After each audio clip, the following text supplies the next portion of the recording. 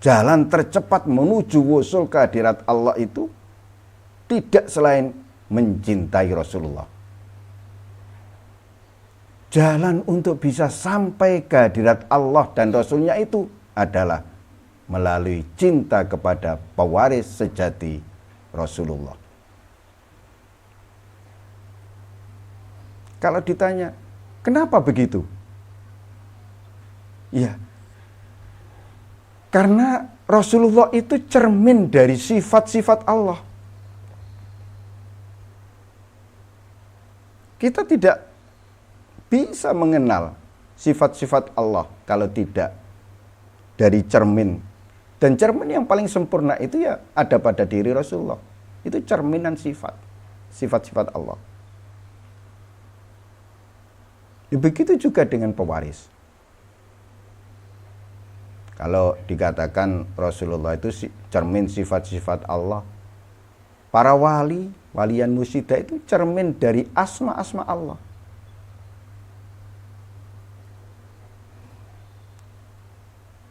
Makanya mencintai Rasulullah itu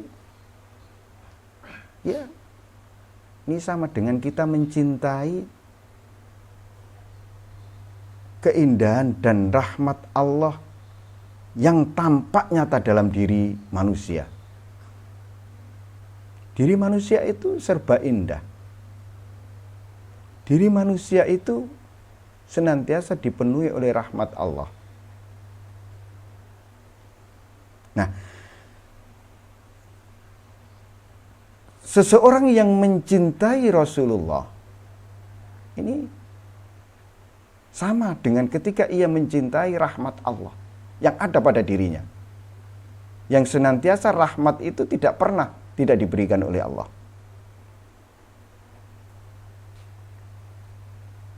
Sama dengan ia mencintai keindahan yang ada dalam dirinya.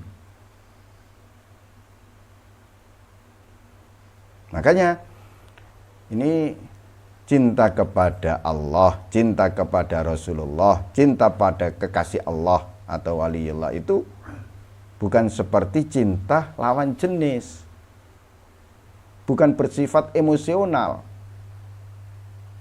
Tapi bersifat transformasional.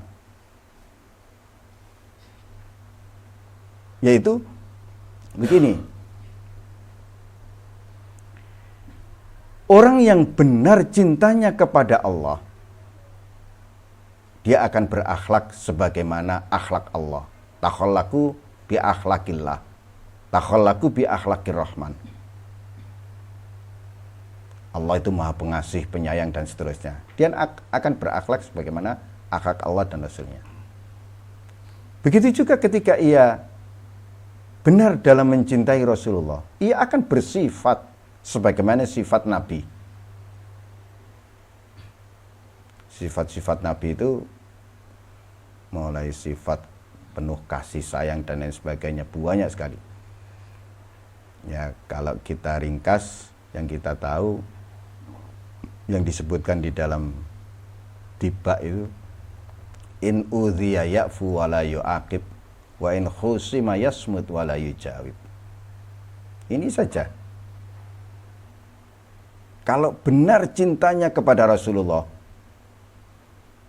jika ia disakiti oleh orang lain, ia akan memaafkan. Sebagaimana Rasulullah memaafkan orang yang menyakitinya sebelum orang yang menyakiti itu minta maaf.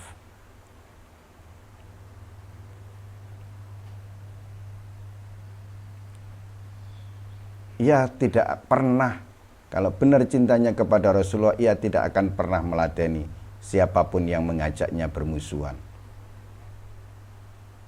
Dan lain sebagainya dan seterusnya. Ya, begitu juga ketika benar cintanya seorang murid kepada gurunya, maka cintanya akan bersifat transformasional. Dirinya, sifat dirinya yang buruk akan berubah menjadi baik. Sifatnya akan berganti sifat gurunya.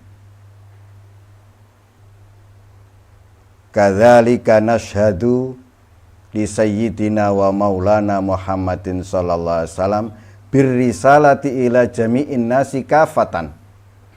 Nah, ini sebagai Rasul yang diutus kepada seluruh umat manusia, kafatan secara keseluruhan. Jadi Nabi Muhammad itu diutus bukan hanya untuk satu kaum atau satu bangsa, kita semua tahu itu, tapi untuk seluruh umat manusia, dari timur sampai ke barat, dari zaman beliau sampai hari kiamat. Nah, disinilah letak kelebihan Islam. Kelebihan ajaran Islam itu bersifat universal. Bahkan ya tidak hanya bangsa manusia, bangsa jin juga. Birrisalati ila jami'in nasi kafah. Nabi diutus untuk seluruh umat manusia. Ini kesempurnaan Nabi dalam menyampaikan risalahnya itu tidak hanya terbatas pada aspek lahiriah. Nabi terus menyampaikan hanya dari sisi hukum-hukum syariat. Ini tidak. Ini juga termasuk Nabi diutus atau risalahnya itu mencakup aspek batiniah. Ya, tadi pancaran dari Nur Muhammad tadi. Jadi Nur Muhammad itu terus dipancarkan. Siapapun yang berhati as-sofa, dia mendapatkan pancaran itu. Dari situlah hatinya menjadi bening, hatinya menjadi bersih, hatinya menjadi suci. Sampean tirakat riyadhah bertahun-tahun, misalkan, kalau tidak dapat pancaran Nur Muhammad, sampai kapanpun, ya tidak akan pernah bening hati sampean.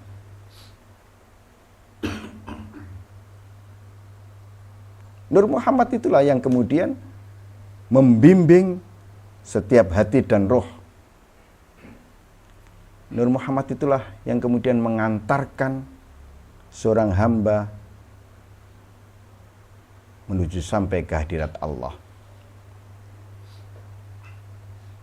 Nah, itu risalah. Jadi tidak hanya aspek lahiriah, sekaligus juga aspek batiniah. Nabi Muhammad itu bukan hanya sebagai penyampai syariat lahir, juga sumber cahaya batin. Nah, jadi birrisalah, dengan diutusnya Nabi ini, beliau tidak hanya menyampaikan syariat lahiriah, beliau sekaligus sebagai sumber cahaya rohani. Nah, dari cahaya itulah kemudian yang menyinari perjalanan spiritual kita. Hanya tadi sudah disampaikan juga, Nabi ini sekaligus menjadi wasilah, jembatan rohani. Seseorang bisa sampai kepada hakikat dan makrifat kepada Allah, ya harus berwasilah kepada Nabi. Jembatan rohaninya itu loh, media penghubungnya, penghubung rohani untuk sampai ke hakikat dan makrifat itu melalui Nabi Muhammad. Ya, karena nggak ada orang yang mengetahui hakikat Allah, nggak ada orang yang lebih makrifat kepada Allah, yang mengenal Allah selain Nabi Muhammad. Makanya dalam hal bimbingan juga begitu. Nabi itu tidak hanya membimbing dari aspek-aspek lahiriah. Misalkan kita dibimbing dalam bentuk bagaimana berbicara, berucap, bagaimana bertindak, bagaimana kemudian ya bersikap dan seterusnya. Ini secara lahiriah Nabi juga membimbing. Secara batinnya ya juga. Jadi lahir batin ini semua adalah bimbingan Nabi.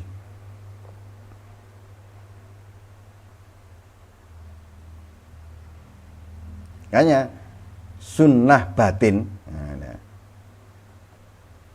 sunnah batin. Kalau sunnah lahir kita semua tahu, sunnah batin ini ya bertorikoh itu, menempuh jalan spiritual itu.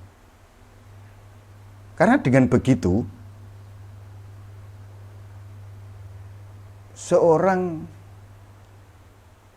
pengamal tarekat mengikuti jejak Nabi. Kalau nggak bertoriko, ya nggak bisa mengikuti jejak Nabi. Mengikutinya hanya sunnah lahir, sunnah batinnya nggak bisa. Sunnah batin itu dengan berguru mursyid, dengan memiliki seorang pembimbing rohani, seorang pewaris sejati Nabi.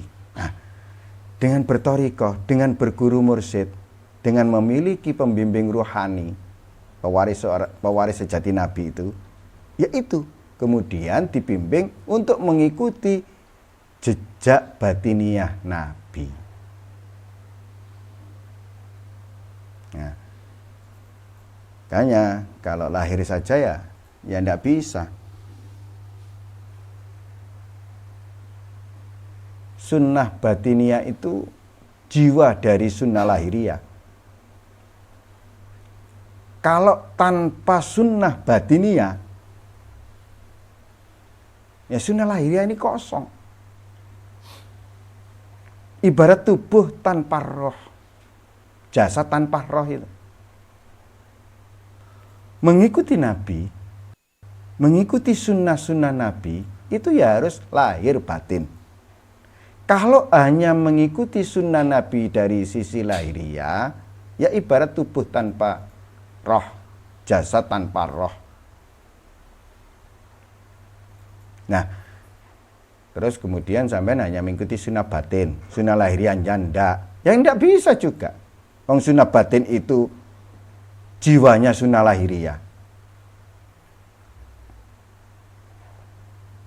Makanya kata Imam Ghazali, setiap amal lahir memiliki batin. Setiap perbuatan lahiriah itu memiliki batinnya, sisi batinnya. Jika hanya mengerjakan lahiriahnya, lahirnya sebuah perbuatan, mengabaikan sisi batinnya, ya tadi, seperti jasad tanpa roh tadi, nggak ada nyawanya. Nah, berikutnya adalah Nabi itu sebagai wasilah utama dalam penyucian jiwa. Jadi kalau ingin tazkiyatun nafas, wasilah utamanya ya Nabi. Karena salah satu tugas Nabi, sebagaimana disebutkan dalam surat Al-Jumu'ah ayat 2, beliau adalah yuzakihim. Beliau adalah yang mensucikan mereka orang-orang yang beriman. Jadi pembimbing utama umat dalam pembersihan jiwa dari sifat-sifat tercelah, sifat sombong, riya, takabur, iri, dengki, hubud dunia dan sebagainya. Ini pembimbing utamanya ya Nabi. Kalau zaman sekarang ya pewaris sejati Nabi. Sampean dengan tirakat riyadhah tidak akan pernah bisa untuk tazkiyatun nufus kalau tidak dibimbing oleh ahlinya. Sampean ingin menjadi orang yang tidak sombong, kalau sampean tidak punya guru, tidak punya pembimbing ruhani, sampai kapanpun sampean tidak akan pernah berhasil untuk tidak sombong. Sampean ingin ikhlas dalam beramal, terus kemudian sampean tidak mau mencari pembimbing rohani, sampai kapanpun sampean akan sulit untuk ikhlas dalam beramal. Begitu juga dengan sifat iri, dengki, dan lain sebagainya. Makanya ini menurut para sufi itu tazkiyatun nufus itu membersihkan jiwa nggak bisa dilakukan sendiri. Sampai dengan membaca buku, membaca kitab, terus kemudian melakukan tazkiyatun nafas sendiri, nggak bisa. Harus di bawah bimbingan seorang waliyan mursyidah. Nah, waliyan mursyidah ini secara rohani tersambung dengan rohani Nabi. Yang tidak tersambung ke Nabi, ya tidak bisa. Sama dengan sampean kemudian ingin kholwat, ingin suluk, ingin topo, sampean lakukan sendiri. Tidak di bawah bimbingan seorang waliyan mursyidah, guru mursyid. Ya tidak dapat apa-apa. Tersesat iya. Kenapa? Ruhani sampean terus mau sampean sambungkan ke siapa? Wong hasil dari tirakat riyadhah, hasil dari tazkiyatun nufus, ya, itu dapat berhasil jika hati kita senantiasa terhubung kepada rohani guru. Rohani guru, guru mursyid, tersambung kepada rohani Nabi. Nah, itu baru bisa. Oh, langsung Allah, tidak bisa.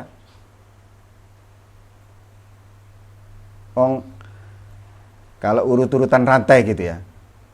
Rantai awal, ya, mata rantai awal dari cahaya hidayah itu ada pada Nabi. Nah, Nabi itulah kemudian yang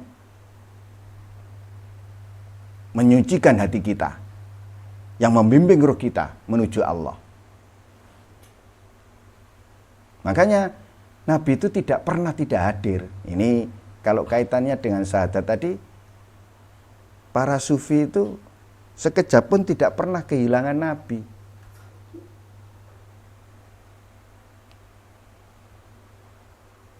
Wong rohani Nabi itu senantiasa hadir dalam kehidupan para wali mursyid, para waliyan mursyidah itu.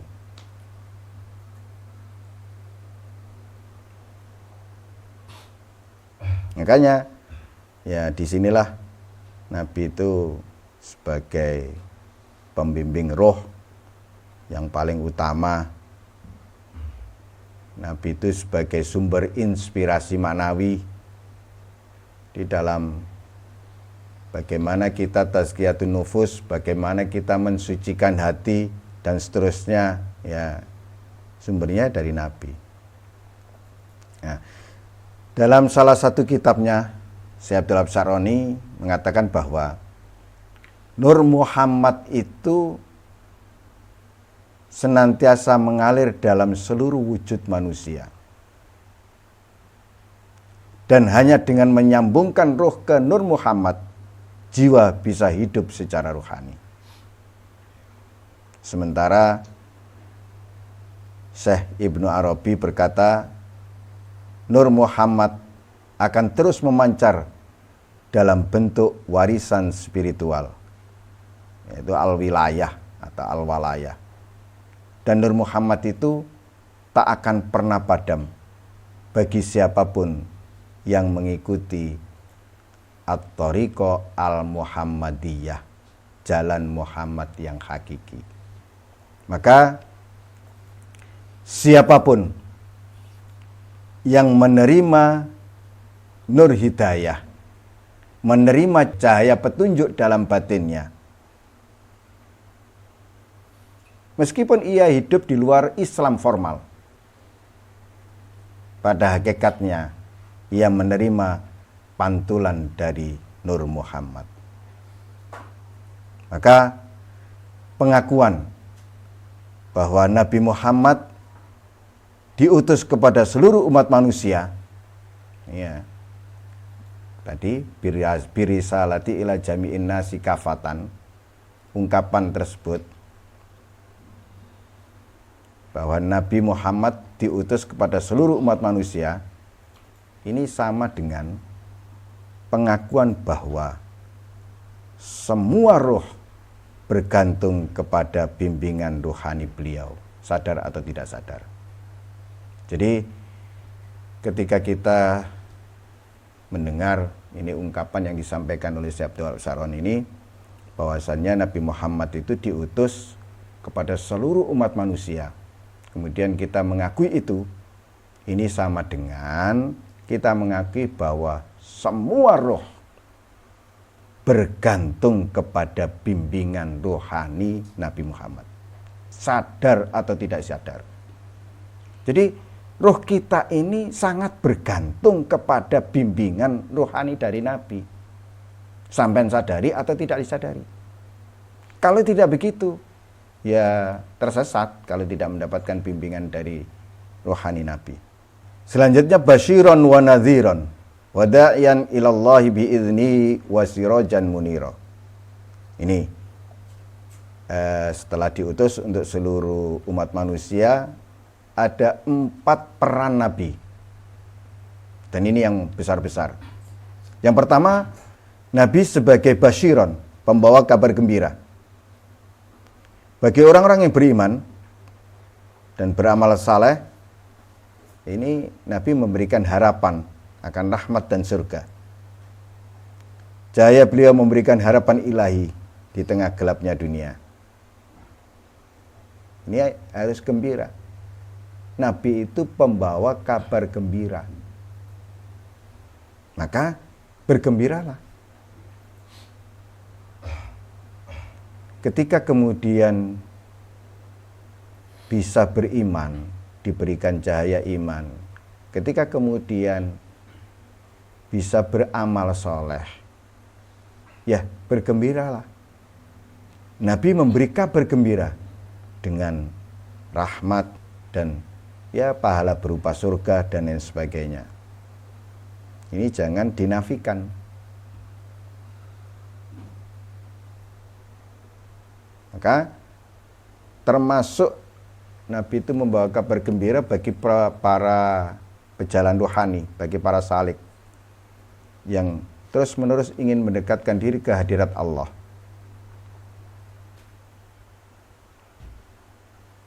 Nabi memberi kabar gembira ya dengan liqa' ma Allah, bertemu Allah secara langsung. Ini kabar gembira dari Nabi. Kita harus percaya itu. Kemudian Nabi juga peran kedua sebagai nadhiron, pemberi peringatan. Siapapun yang kemudian berpaling dari kebenaran yang dibawa oleh Nabi, ya diancam, diperingatkan oleh Nabi. Ya, dengan siksa dan lain sebagainya. Nah, dengan peran Nabi sebagai nadhiron, sebagai pembawa peringatan, ini agar hati orang-orang yang beriman ini sadar dari kelalaiannya. Kalau tidak diperingatkan, hati kita tidak akan sadar.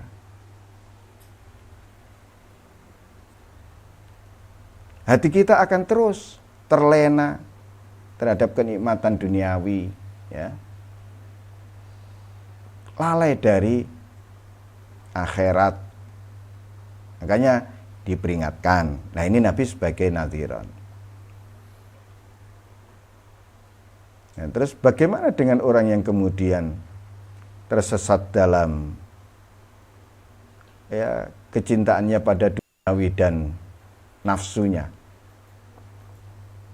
Ya terus-menerus Nabi nadhiron ini memperingatkan. Peringatannya juga ya dengan lembut dan lain sebagainya, agar kemudian ia kembali kepada Allah. Peran ketiga adalah da'iyan ilallahi bi'izni, mengajak atau menyeru kepada Allah dengan izinnya. Nah, ini ya. Nabi saja apa-apanya itu dengan izin Allah. dakwah Nabi itu tidak semaunya sendiri, gak karepe dhewe. Semuanya atas perintah dan petunjuk Allah. Semuanya atas izin Allah.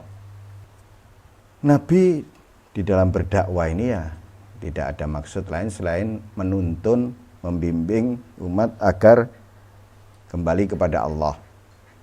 Membimbing, mengantarkan rohani agar bisa sampai Allah. Nah. Da'iyan ilallahi bi'idni. Ini Nabi menyeru, mengajak kepada umat manusia untuk menyadari dan menyaksikan hakikat wujud Allah. Jadi tidak hanya menyeru secara lahiriah, tapi batiniahnya juga. Nah, Nabi menyeru atau mengajak kepada Allah ini bukan hanya karena Nabi itu tahu Allah. Tidak hanya itu.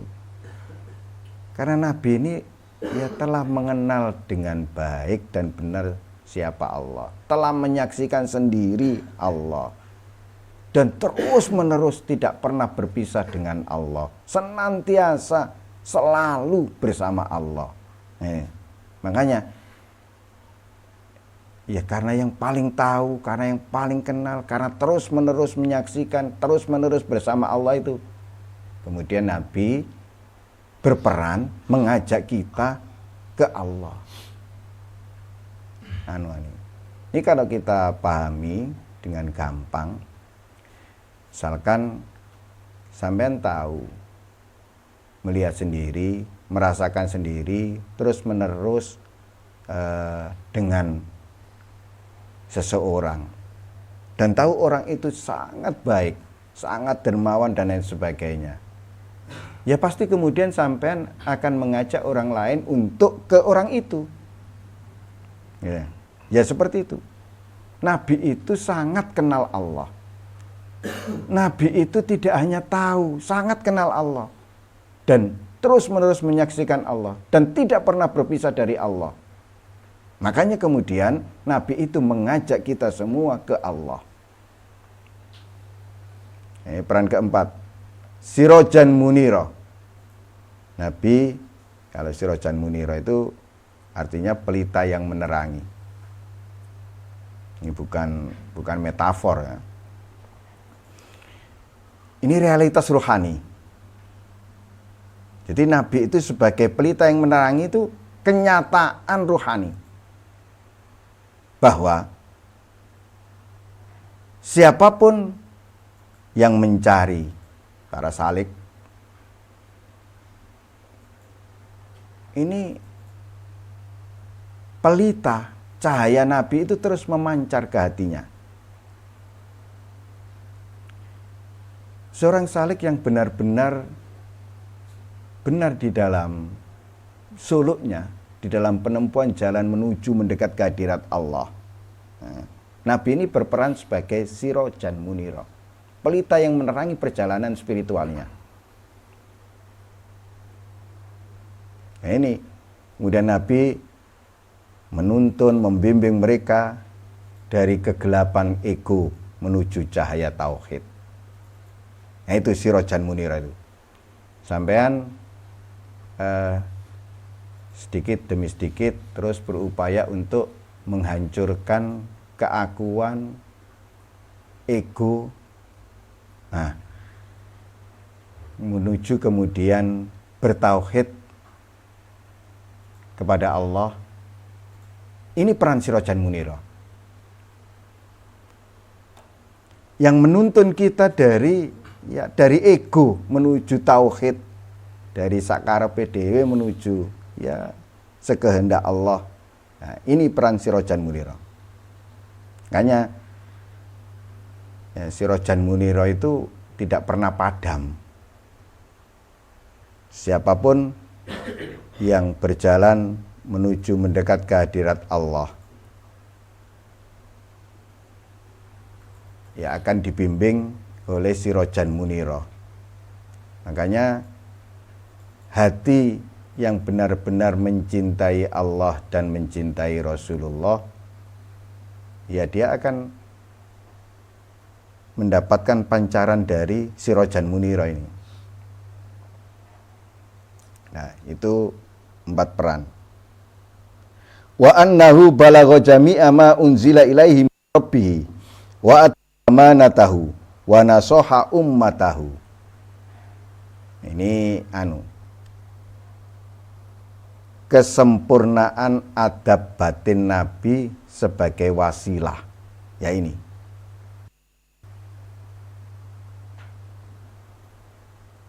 Gini.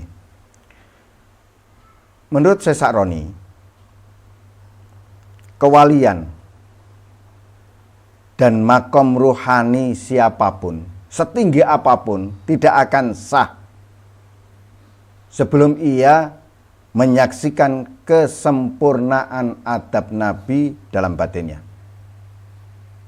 Nah, kesempurnaan adab batin Nabi itu ya di 3 hal ini. Yang pertama, balagha jami'a ma unzila ilaihi min rabbih, menyampaikan seluruh wahyu. Nah, Nabi itu apapun yang beliau terima dari Allah, yang diwahyukan oleh Allah kepadanya, tidak ada yang disimpan, disampaikan semuanya. Inilah adab, bentuk kejujuran dan keterbukaan rohani beliau. Semua wahyu disampaikannya dengan sempurna, tidak ada yang disembunyikan. Bahkan wahyu itu tidak hanya disampaikan dengan kata-kata, tapi juga dengan cahaya hakikat. Nah, cahaya hakikat itu gini, diam Nabi itu aja itu loh, sudah menjadi ajaran. Makanya Nabi itu, kalau kita kan menyampaikan apa itu, ya seringkali hanya dalam bentuk lafadznya saja. Nabi itu ketika lafadznya, ini, jadi ketika berbicara, ketika bersabda itu tidak hanya telinga lahir ini yang mendengar, ada muatan cahaya di dalam sabda Nabi itu. Makanya beliau tidak hanya menyampaikan wahyu dalam bentuk lafadz saja, sekaligus mewariskan rahasia-rahasia batin wahyu. Ini kalau yang tertera dalam mukjizat terbesar Al-Quran, rahasia-rahasia batin Al-Quran ini juga disampaikan oleh Nabi, diwariskan oleh Nabi. Kepada siapa? Ya kepada siapapun yang berhak.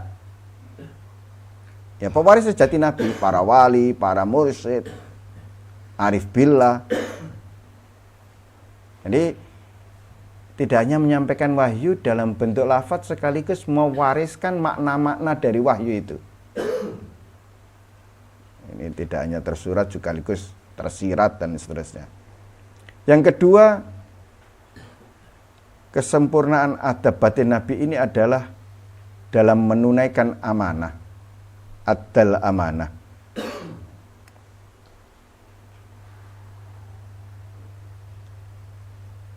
Nabi dalam menunaikan amanah itu, baik amanat kenabian maupun amanah sebagai tugas kerasulan, baik lahir maupun batin, semuanya disampaikan dengan jujur, dengan apa adanya dan penuh tanggung jawab. Makanya dalam menyampaikan amanah itu, Nabi tidak pernah menyimpan hakikat. Nabi tidak pernah menyembunyikan makrifat untuk dirinya sendiri. Hakikat dan makrifat yang dari Allah disampaikan semuanya. Ya tentu kepada siapa yang berhak, mereka-mereka yang memang ya layak untuk mendapatkan itu, ya para wali, para mursyid, kaum arif billah. Nah, apakah kemudian Nabi itu hanya menyampaikan amanah dari Allah? Ya tidak. Nabi itu tidak hanya menyampaikan wahyu. Nabi itu sekaligus juga menjadi suri teladan. contoh hidup dalam penyempurnaan rohani. Yang ketiga, adab nasohal ummah, menasihati umat. Ini ya. Sebegitu cinta kasih sayangnya Nabi kepada seluruh makhluk, lebih-lebih yang beriman kepadanya. Nabi dengan menasihati itu menunjukkan betapa cinta dan kasih beliau kepada kita. Ini agar apa sih? Agar kita selamat dunia akhirat. Ya cukuplah firman Allah di akhir surat At-Taubah itu. Laqad ja'akum rasulun min anfusikum azizun alaihi ma anittum. Seberat apapun tanggung jawabnya, dipikul oleh Nabi. Saking apanya? Saking berharapnya kita menjadi orang beriman.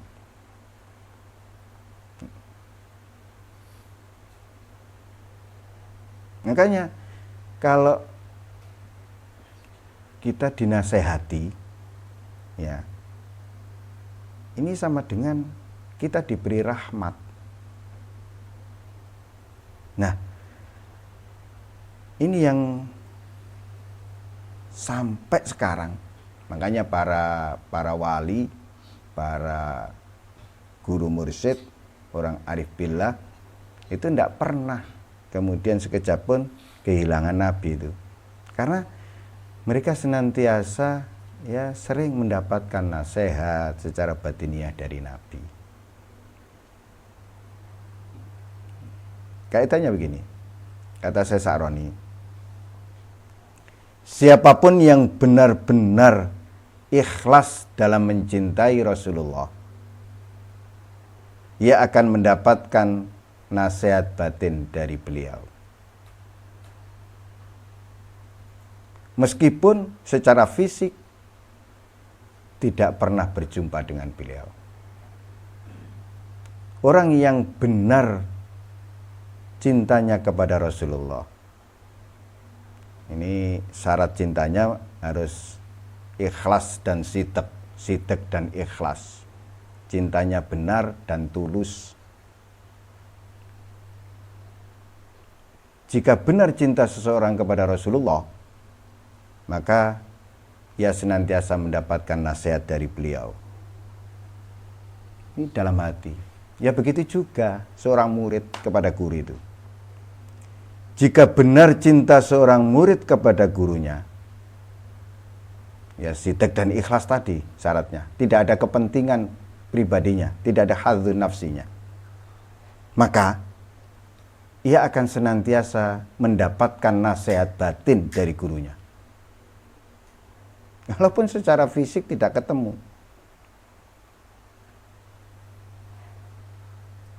Saudara-saudaraku yang dirahmati oleh Allah, mudah-mudahan materi yang kita kaji di kesempatan ini mendorong kita, menambah wawasan kita untuk lebih mengenal Rasulullah, kemudian mengantarkan kita kepada mencintai beliau.